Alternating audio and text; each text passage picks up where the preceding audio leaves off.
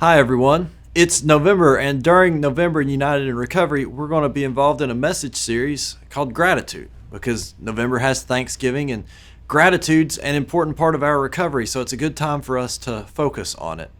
You know, the 12 and 12 from Alcoholics Anonymous, the 12 Steps and the 12 Traditions, one of the great recovery books ever, talks about gratitude in their talk about step 10.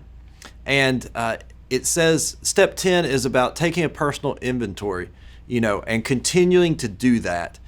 Just continued, and when we're wrong, admit it, and move on. How we're constantly aware of kind of how we're doing. We're constantly reflecting, and we're constantly trying to be better people. And really, that's how we move from just getting sober to really being in long-term recovery, is that consistency over time. And in the 12 and 12, it lists several elements that you need to get to that point, to consistently work step 10, which is that consistently taking personal inventory, and when we're wrong, admitting it. And one of the things it lists is a genuine gratitude for blessings received. That we need this baseline genuine gratitude for the blessings we have received in order to have the strength we need to continue to do our inventory. Because here's what's at stake. If we can't be constantly self-reflective, right, then what's going to happen is we're going to develop blind spots. And we might have moments where we're like, hey, I'm sick of this compulsive behavior. I'm sick of this addiction. I want to get things back together. And we kind of get some sobriety, or we get some kind of reprieve momentarily from our compulsive behavior, whether it's codependency, manipulation, gambling, disordered eating, whatever it might be. We get a little reprieve. Things kind of get back together. But then if we don't have this constant check-in, we're not still growing, so we're going to start slipping, and we're going to go back to what we know. And eventually we're going to go back to this. And so we need that baseline gratitude that walks with us each moment of each day. Now, the Gospels teach us about gratitude in a story of Jesus that's found in Luke 17. It's one of the most important stories. I want to share it with you. And then today we're going to talk about obstacles to gratitude. What are the hurdles, the obstacles we have to get over that get in the way of gratitude? And then that ultimately get in the way of our long-term recovery and sobriety. Because if you're going to be sober, if you're going to be in recovery, you've got to be growing. And there's this gratitude that we have to have so that we don't allow resentments and just the daily difficulties of life to drive us back to unhealthy ways of living. So at any rate, here goes. This is from the Gospel of Luke, the 17th chapter. And beginning with verse 11. On the way to Jerusalem, Jesus was going through the region between Samaria and Galilee. As he entered a village, 10 lepers approached him. Keeping their distance, they called out, saying, "Jesus, Master, have mercy on us." Now, if you remember, lepers, people with leprosy, they'd been declared unclean. You could see stuff going on their skin, and people didn't want anything to do with them. They had to live exiled in their own little community outside of town. Didn't have much, couldn't really work jobs like everybody else, very impoverished. So they say, "Jesus, Master, have mercy on us." Picking up with verse 14. When he saw them, he said to them, "Go and show yourselves to the priests." And as they went, they were made clean. They were healed. Then one of them turned back. When he saw that he was healed, he turned back, praising God with a loud voice. He prostrated himself at Jesus' feet and thanked him. And he was a Samaritan. So he wasn't a Jew like Jesus. He was a foreigner. And he throws himself. He literally lays face down at Jesus' feet and thanks Jesus. Imagine the gratitude there. Verse 17. Then Jesus asked, "Were not 10 made clean? But the other 9, where are they? Was none of them found to return and give praise to God except this foreigner?" Then he said to him, "Get up and go on your way. Your faith has made you well." So these 10 people healed of a disease that was a life sentence to despair, isolation, and poverty, ultimately to death. Healed. and only one goes back to give thanks. Now, what do we need to do? What do we need to do so that we can live in the true gratitude for what we have? Well, to do that, we have to identify the things that take that gratitude away, because as you look at it, when we hear this story, it is perfectly obvious that everyone in this story has an incredible reason to be grateful. That they, by all accounts, logically, they should be incredibly grateful. But 9 weren't nearly as grateful as they should have been. Well, and I'm sure those 9 had their reasons. I'm sure they rationalized it. Well, maybe I was made well now, but look at all I've already lost. I lost my family. I lost my job. I lost this. I lost that. I got to start rebuilding my life now. They had a lot of rationalizations. I want to take a guess tonight that probably all of us haven't had leprosy, but we're probably all in the same boat. We've got a lot more reason to be grateful than we necessarily recognize.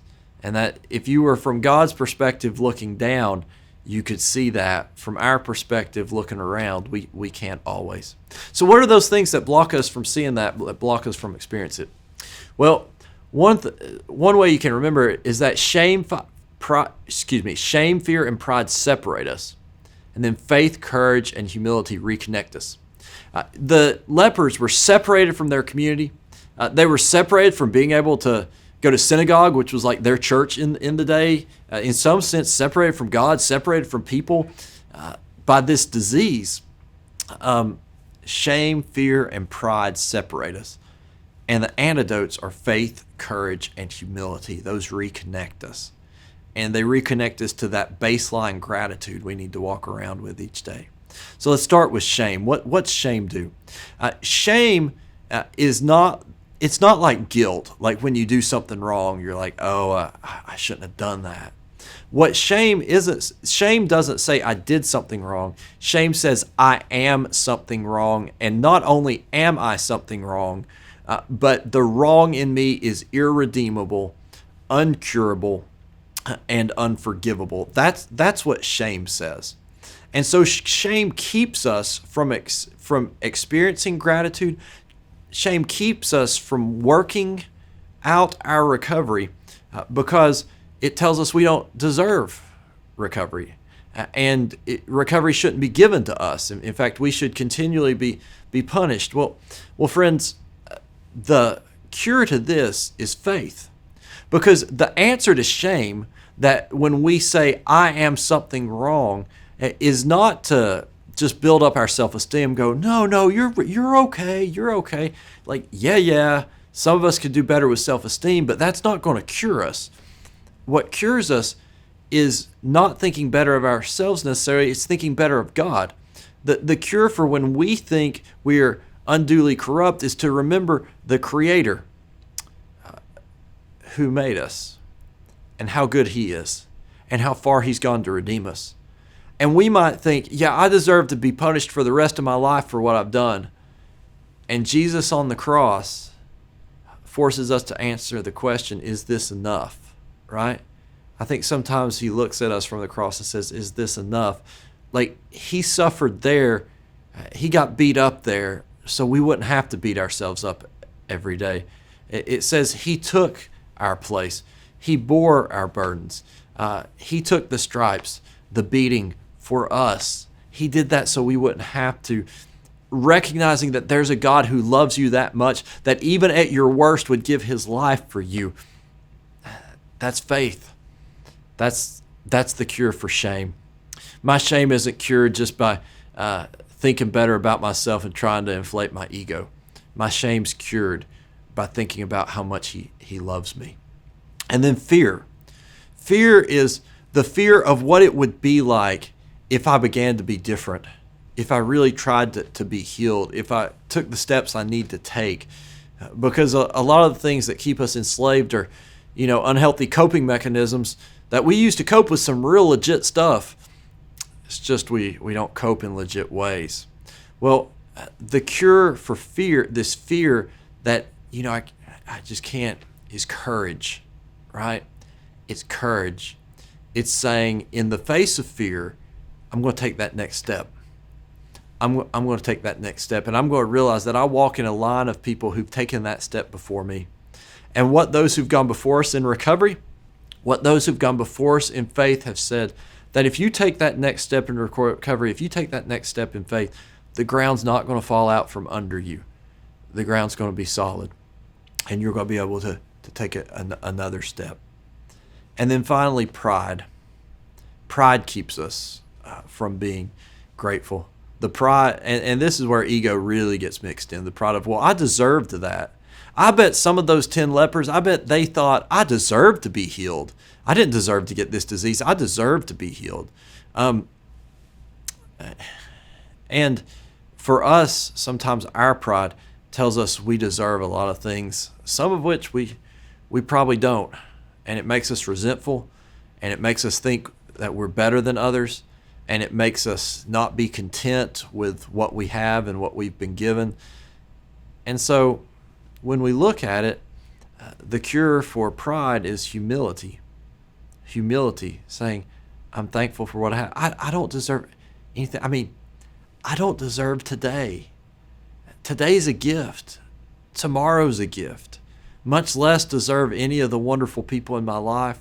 Much less deserve a job and the ability to provide. Much less enjoy using the gifts God has given me to bless others. Much less being able to walk outside and look at the clouds in the sky and the sun and feel the wind on my skin. I don't deserve any of that. I'm here either because this great God in wisdom that from the beginning of time wanted to give me this life, or if you come from a secular perspective because you won the genetic lottery that's much harder to win than any Powerball lottery on earth. And so we should be grateful. We should be humble and look at that pride and replace it with humility. That, yeah, I don't deserve it. Look at everything that's been given to me. And all I want to do with everything that's been given me is not lift me up, not make me feel better, not make people say good things about me. All I want to do with everything that's been given to me is be faithful to the one who gave it, right? To be faithful to the one who gave it. So whatever perspective you come from today, you've got a reason to be grateful, as much a reason as those 10 lepers. So maybe this week, maybe if you're here for the open share groups, talk about how you can live out that gratitude, how you can make sure to say thank you in your life, and not just to say it, but to mean it and to live it. God bless you. I hope to see you soon.